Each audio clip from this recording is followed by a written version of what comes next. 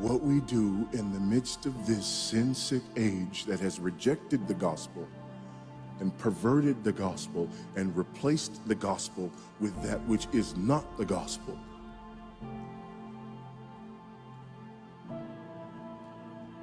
Is that we call out that wickedness. We call it by name. And we remind people of the good news of the gospel again and again and again until it tastes sweet to them. When people say, no, our problem is this, our problem is that, we say, no, our problem is that God created the world.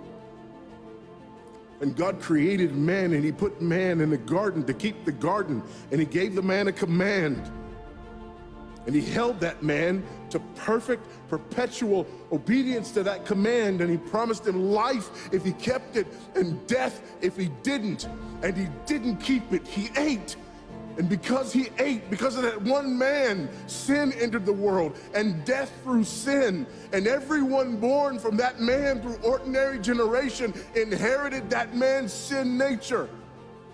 And because of that sin nature, sins proceed from it. And our world is broken because of that sin. And we stand guilty before a holy and righteous God. And we know that he's holy, and we know that he's righteous, and we crave justice.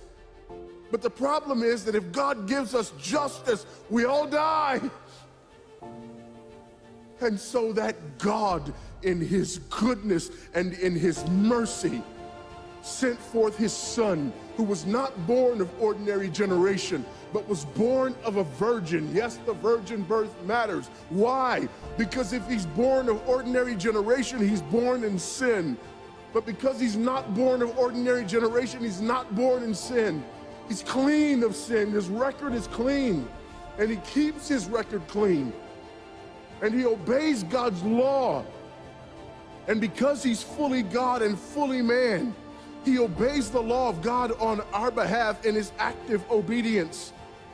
And then in his passive obedience, God made him who knew no sin to be sin for us. All we like sheep had gone astray.